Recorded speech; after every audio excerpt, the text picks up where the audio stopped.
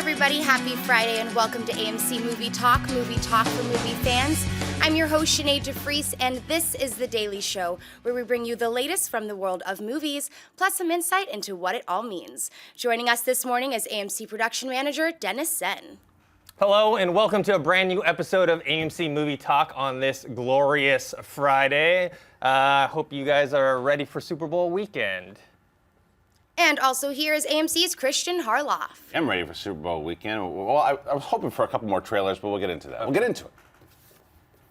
And also AMC's Miss Miri Jetikin. I'm excited for the Super Bowl. I always like the Super Bowl. I like the commercials. I like the queso and chips. That's really what I like. According to the podcast Get Your Geek On, in a shareholders report, Disney CEO Bob Iger talked about visiting the Star Wars Episode 7 set and gave new info about the release dates for the upcoming Star Wars films. In it, Iger said the following. As one of the few people allowed to visit the set during filming, and one of the fewer who's seen most of the footage, I can assure the millions of Star Wars fans who have spent the last decade hoping for a new movie that this one will be well worth the wait. And it's only the beginning of a new era of exceptional Star Wars storytelling. Next year, we'll release our first standalone movie based on these characters, followed by Star Wars Episode 8 in 2017, and we'll finish this trilogy with Episode 9 in 2019. Dennis, does this information sound credible? And if so, what do you make of it? Even though I'm not familiar with Get Your Geek On podcast, the reason why I believe this news is that it's not really like kind of earth-shattering, Spider-Man to appear in Civil War, rights go back to Marvel type of news. So it's kind of pointless to make something like this up. Also, it's a podcast, so it's not like they're a website trying to make like clickbait to get people to come in, and they post it on their Facebook, which doesn't really show where their actual podcast is. So it seems like an odd thing for someone to make up. As far as the news is concerned, it's something we've kind of speculated on AMC Movie Talk before about this kind of franchising, like they're taking on Star Wars like the way they're doing the Marvel franchises. Like, let's just get movies out every year. I think the one thing of note is really the standalone movie they're planning on having next year, which means they've got to start shooting sometime this year. Yeah. Christian, what do you think of this news? First of all, I do think it's credible just because it comes from the shareholder meeting and with Bob Iger. I think Bob Iger is one of the unsung heroes in this whole thing. I mean, in our business, people talk about it all the time, but a lot of the fans don't know what he's done. And I've been talking about this book. The editor, I don't know if he's editor, but over at Mashable, Chris Taylor wrote the book, How Star Wars Conquered the Universe, and I just finished it. It's amazing, and it really goes into what Bob Iger did to he was the man to get Lucas to sell. He was the one that sat down with him, talked about it, how important Star Wars is as a franchise, why he liked it, the sell of it, getting all the characters from the expanded universe, all of that stuff to really further it along. So to hear these comments is very encouraging to me as a Star Wars fan, because it means they said it from the beginning when they bought it. They're on track to make these movies. He's made it very clear here that the spin-off's coming next year, and then the year after that is Episode 8, and then so on and so on and so on. Like you said, they're going to go the way of Marvel, and he's also the guy who purchased Marvel as well, too. Yeah. So to hear him say it, yeah, I'm on board. I love it. Mary? Yeah, I think, barring any idea that maybe this isn't a credible site, maybe he didn't say these things, I think he probably did. I mean, it's why would they lie, like you were saying? I think in terms of the release dates, it makes a lot of sense. And of course, he's not going to come out and be like, yeah, so I saw the footage and, man, it's all right. I mean, of course he's going to say it's wonderful. But I actually do believe what he's saying is true. Maybe it's just wishful thinking. But just from what we've seen, I think it looks great. I think that first trailer that we saw, and I think J.J. Abrams' excitement, and I think his love for Star Wars and the universe this is all increasing my already existing goodwill for the franchise that they're now reinvigorating and creating all these new films and these standalones, and I'm into it. I think it's great. And then another thing of note, he says we'll finish this trilogy with Episode 9 in 2019. So we know, okay, they're going to come out with these in trilogy, which we kind of suspected. Yeah, we're going to be in old age homes, and they're going to be like, that's how it should be. One thing, I can go cuckoo as long as they still are, I'm sitting there with tea and they're feeding me Star Wars movies. I'm good. How do you feel about the standalone movies, though? I love the standalone movies. I think I just look, there is something to be said about being a little nervous if eventually, because look what Marvel's doing. Marvel now is going to be putting 2 movies out a year. Will Star Wars do that eventually? who knows? As of right now, I like where they're going. We don't even know what the first standalone film is. We speculate that the more and more we're hearing it's bounty hunter related and stuff too. Great. There's rumors of the Han Solo stuff. There's so much. That universe is so rich, and there's so many standalone movies they can do. They don't have to tie into the trilogies. So I think it's great that they're doing that. It's going to open up new fans that, Old Republic. Well, I'm hoping for that one as well. But I think if those standalone films do very well, then they'll consider, okay, let's do 2 of them a year or whatnot. Yeah, I mean, it's possible. But is there a point where it's too much of a good thing? Well, I mean, Because- that could be said about DC or just comic book movies in general. And we talked about this yesterday on the show. Is that right now, no, because it's going well. But Right now, eventually, no. who knows? I mean, you put it if the standalone movies come out and they stink, and the trilogies are the ones people like, they're going to have to rejuvenate it. But this story team is on it right now. Like it's all about team, and it's all about how they're making it move. Cast. Yeah, I'm pretty optimistic. Me too. All right, what's next? Variety is reporting that John Wick directors David Lech and Chad Stahelski are currently in talks to helm a film titled Cowboy Ninja Viking, starring Chris Pratt. The action movie is an adaptation of a graphic novel that revolves around a man who suffers from multiple personality disorder and is put into a government program to be turned into a super soldier with the fighting skills of a cowboy, a ninja, and a Viking.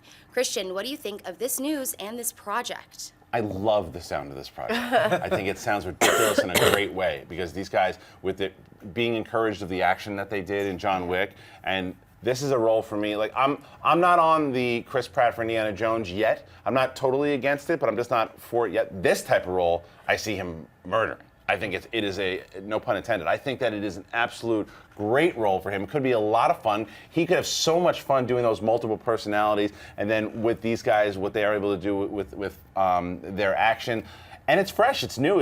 I don't really know what this is. It's it's based off of a comic book or whatnot, but I've never heard of it, and I'm encouraged by it. Miri? Well, I mean, it's 3 of my favorite things: Cowboys, Ninjas, and Vikings. Yeah. And Chris Pratt, who I think you're right, he's just built for this kind of a role. I am actually totally on board with him playing Indiana Jones. I think he has the right combination of swagger and humor to be able to own that role and also reinvigorate and make it new. This sounds amazing to me. Sign me up. And especially since John Wick was so good at also creating a lot of humor and almost absurdity around the action and kind of winking at the audience in that way. I feel like it just sounds like you were saying earlier about a good team. It sounds like a good team. Yeah, this isn't buy or sell, but based on just the title alone, I would buy it. Yeah. But then you add in the John Wick directors, which I, like you guys, I found entertaining. It was mindless super fun. action, but it was super fun teaming up with Chris Pratt. And then I don't know if you guys watch Parks and Rec, but this sounds like a character that his character Andy Dwyer would make up and pretend to be the Cowboy Ninja Viking. So I'm totally on board with this. Sounds fun. Yeah. All right. Actually, we're on to buy or sell. What's the first segment? As the Super Bowl approaches this coming Sunday, even movie fans who are not sports fans are excited to see the plethora of movie commercial spots that air during the most watched television event of the year. Lately, though, some studios have decided to release these spots in advance of the big game. One of those spots released early is for The Avengers Age of Ultron, which opens in AMC theaters on May 1st, 2015. Mary, buy or sell this Super Bowl spot for The Avengers Age of Ultron? I'll buy it. I think, in general, the trend of releasing not just movie trailers or ads before Super Bowl, but ads in general before Super Bowl has been happening the last couple of years. So I think it's natural that the studios are going to jump on that bandwagon and kind of build hype around it so that by the time the Super Bowl comes, these ads are going to get even more play and more discussion. I didn't mind this one. I mean, they didn't really show us anything new, and I'm okay with that. I feel like the purpose of this ad isn't necessarily to get people excited about new footage. I think it's more about like, hey guys, this is just like another little injection of excitement for you. And I don't necessarily think that they need to show us a ton of new stuff. We've already seen a fair bit of stuff from Ultron in trailers and things. So I don't want them to show me too much more. Is what we were talking about before we went live. So I buy it. Yeah, I buy this spot also for a lot of the same reasons Miri said, but it's also for a lot of people who are not waiting for the trailers to drop and looking at that don't, maybe they know Avengers is coming out, but they haven't seen much of it, and it pops in right in the middle of it. Oh, that Avengers movie's coming out. That's right. That looks cool. That really to me is the purpose of this, and I think it does its job. And I also like that we didn't see more. I'm sold on Avengers 2 already. I don't need to see anymore. I'm done. Like, if you want to re-release the same trailer you put out again, I'm okay with that because I have enough of it.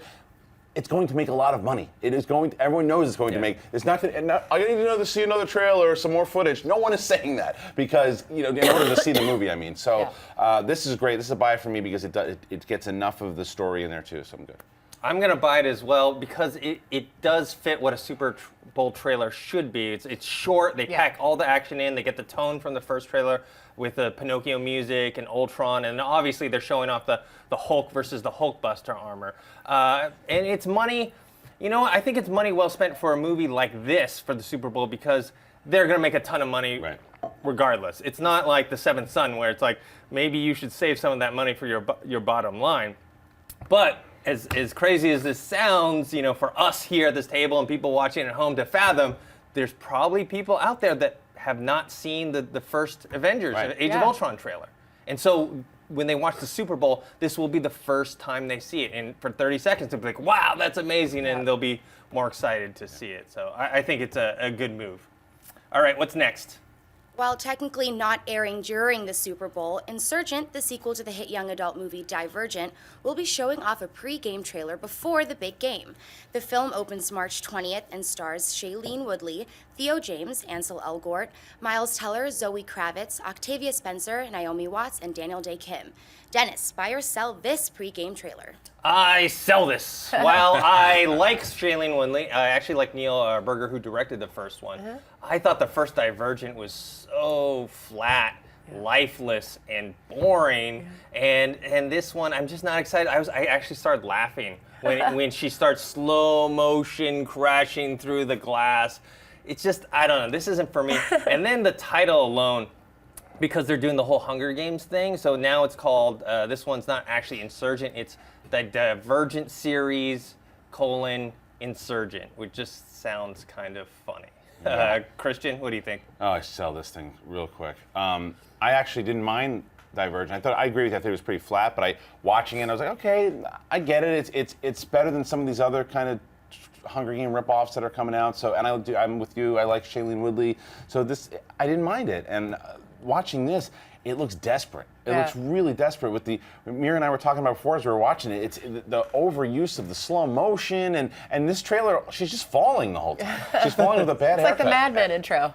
Yeah, it's just the whole time. It's just like, what is happening here? And it seems just forced. And I've seen the longer trailers that they're showing now too, and there's no interest in it for me. And maybe like you said, it's just not for me. I didn't read these books, and I just don't care. Miri? Well, I'm going to sell it, and I'm going to argue your point about it not being for you, because the Hunger Games technically isn't for you either, right? Yeah. But it does such a good job, and we were talking about this as well, of being immersive. And I think the problem that I had with Divergent was that it was this really interesting and compelling world and compelling characters, but it felt like a mile wide and an inch deep. It was just shallow, and the experience didn't really get under my skin and make me feel like I was part of it. And I think this trailer, this 30-second spot, 1-minute spot, is kind of, it suffers from more of that same problem. Like you said, it's just her falling. We were talking before about how it feels very out of date almost. Like the CGI doesn't look great. Lazy.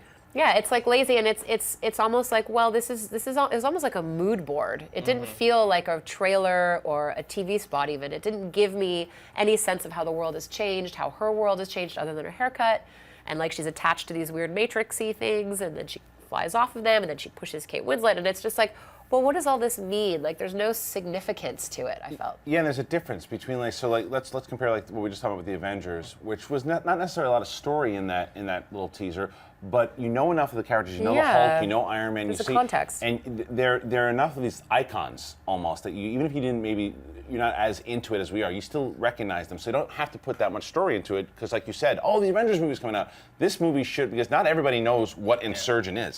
So you've got to show me more than just, hey, I'm falling. Hey. I got a haircut. Yeah, I got a haircut. And that's the end of it. It's so, I don't know. And the only reason I say that is because I tried the first one, and because I did like the Hunger Games series, and it didn't catch me after the first one. So now maybe the story, I just don't care. The Whoosy Wodzits and the Flippy Flobbits, I don't know what these That sounds like are. a way more interesting. The Whoosy Wodzits and the Flippy Flobbits. Well, that part bothered go me see that. because, like, I don't know what they're called. You know, That's what I'm saying. The houses or the classes or whatever where they pick. Once those kids jumped off the train, you know what part I'm talking about before the selection, and they're like rolling on the ground. I'm like, I hate you guys. Screw you guys. Right? Like, how annoying can you be? And then she wants to be part of that. I'm like, no. All right, what's next? I hate you guys. Another movie with a Super Bowl commercial is Terminator Genisys, which has released the spot early for fans to watch, along with this new poster. The film opens in July and stars Arnold Schwarzenegger, Jason Clarke, Emilia Clarke, Jai Courtney, J.K. Simmons, Dio Okuni, Matthew Smith, Courtney B. Vance, and Byung-hun Lee. Christian, buy or sell the Super Bowl spot and poster for Terminator Genisys. I buy it because my hair is fantastic in it. It's nice and silver, got the red eye and the shotgun over my shoulder. I actually do buy this. I buy the mini teaser because I haven't held back on. I don't think this movie's going to be very good. I've heard things about it and plot points that, but from what I've seen so far in these little teasers, I'm getting interested, and I'm hoping that I just go in there and I'm blown away by it, and I go, finally, I got Terminator back. But this teaser, just like we were just talking about 2 seconds ago, does its job and sets it up the same way we were saying with the people who didn't know certain movies were coming. The Avengers, they see this, oh, another Terminator, and they made a point in this ad to show more Arnold. Arnold pops up in more shots to say, okay, look, oh, and why does the Terminator have gray hair? And I actually like the idea of the Terminator having aged for a little bit, and they'll get into that why. But so yeah, strangely enough, I buy this one. I'm gonna buy it for the same reasons as you. They showing Arnold is, especially for the Super Bowl trailer, is a smart move because, like we said, people. If I ask like a bunch of my friends that like aren't super into movies and they're just casual movie fans, they probably don't know a new Terminator movie's coming out. Right. And they probably, if they have seen some of the last one, they're like, well, that one didn't have Arnold in it except for that tiny CGI cameo. But this one, they'll see, oh man, it's Arnold and he's back, and so I think that's money well spent for this one. Miri? Yeah, I extend what you're saying. I buy it too for the same reason that in the context of the Super Bowl ad, I think they did a good job of giving audiences that maybe aren't as familiar with film news and the new Terminator project, that it kind of gave them a context to work in. Like, oh, there's Arnold, and Emilia Clarke is definitely Sarah Connor. I mean, the one thing I'll say is that, like, she is badass in this. She's got her gun, and she didn't remind me necessarily of Linda Hamilton, but there's an aura there that's similar. Yeah, and I think that's going to appeal to people that loved the original franchise, or even just the first one and the second one, or even just the first one. Going into this, they'll be like, oh, wow, a new Terminator movie. Okay, I could see why this is like a reboot. They could see the recognizable things. There's a school bus that flips over, which is always fun. So yeah, I buy it. Which is always fun. It's always fun in an action movie, not in real life, just in a movie, just for fun.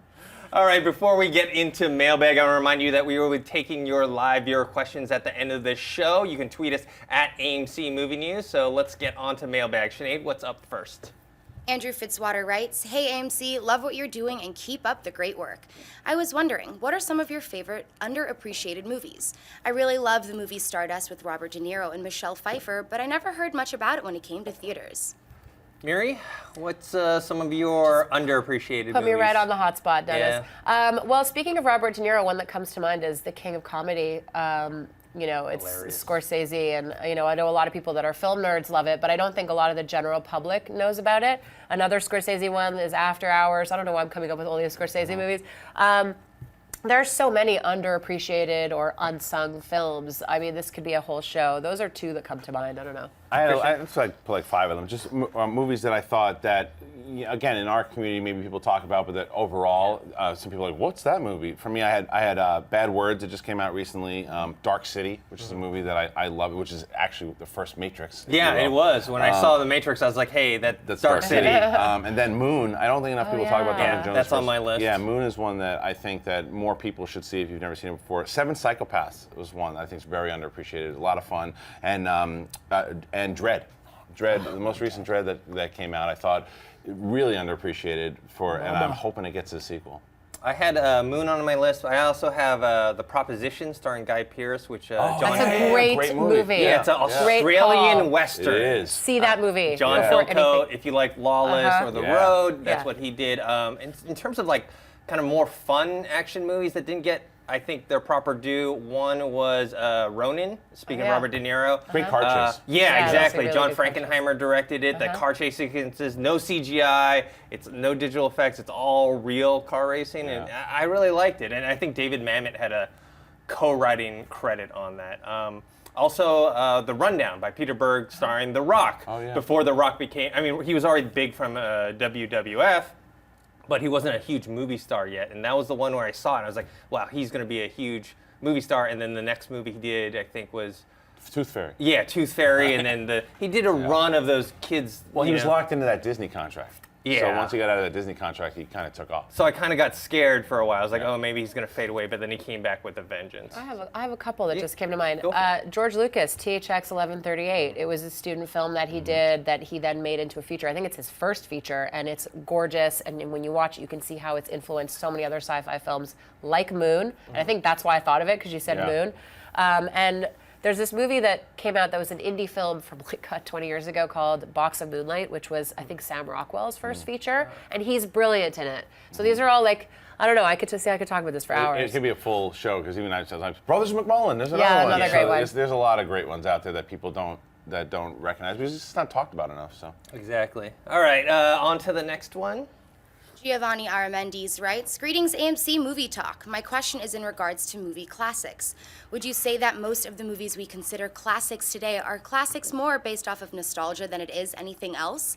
There really wasn't a whole lot of movie critics or the art of it back then as it is today. And most movie critics are those who grew up loving certain movies as a child or because of their parents. But some of those movies wouldn't be considered classics by today's standards, and especially not with the way that critics think today and how they pick certain movies apart. Could it be that the classics are more so untouched and considered classics because of the nostalgia factor rather than the stuff we base movies on today? And could it also be said that if there were such movie criticism then as now, that most of those movies wouldn't have been considered classics at all?" Well, I understand what Giovanni is trying to say. He's trying to say, you know, maybe classic movies are only considered classics because of nostalgic reasons, and that film criticism wasn't as prevalent as it is today, which is true because of the internet. Everyone can voice their opinion now, but there was always film criticism, yeah. even from the beginning when they first started doing, you know, silent films. It's just they had less theater critics. There were theater critics back exactly. then. But I strongly disagree with this notion because there's plenty of movies that I saw, especially in college for film school, that to me are classics that I have no nostalgic factor, you know, with them. Some of them are Goodfellas, Godfather, His Girl Friday, Clockwork Orange, Raging Bull, The Shining, Singing in the Rain, and a lot of other stuff from different time periods that it's not like I saw them as a kid. I saw them for the first time at that age, and I was like, wow, these blow me away, and I consider these classics. There are a few ones that we call classics, but they're not like in those terms. Like, you know, if we say like Never Ending Story is a classic. Don't you say it's not. Don't you say it. But to a certain amount of people, like maybe I the know, generation but, today yeah. that see it, they might not get it. I mean, Big Trouble in Little China Yeah, exactly. could be the same Yeah. thing, where people today watch it and they're like, "What?" And I'm like, "You can't." You think don't- that's, don't step wouldn't on that go it." more guilty movie pleasure than classic? Yes, probably. Well, it's somewhere in the middle, but I think you're right. I think this is a great question. This is like one of those questions that again could have its whole own show. I think it's a combination. I think what makes a classic film in a film critic. Excuse my congestion, by the way, guys. I think a classic film is something, like you said, that kind of transcends nostalgia. I think it's something that is bigger and better than nostalgia. And you're right. I remember I took a class on the Western film, and I watched so many Westerns. But I remember seeing, like, you know, High Noon and My Darling Clementine and all these movies and being like, these are still gripping. They're still relevant. There's a timelessness to them. And I think maybe it's that timeless quality, where even if a movie is dated, it's still timeless. And I think that's kind of one of the factors that makes a film classic. It's not the only factor, but I think it's this huge, it's art, right? So there's so many elements that go into what makes a film a classic film. But you're right, nostalgia is an interesting kind of, you know, wild card to throw in there. You also look at, like, you're a UFC fan. You also look Yeah. at, like, when you look at the old school UFC, when UFC first started, there are certain fights that you watch that are still very exciting, but they might not have the same type of technical or exciting things that you watch now. The way that it's also certain evolution of film and the way we watch things.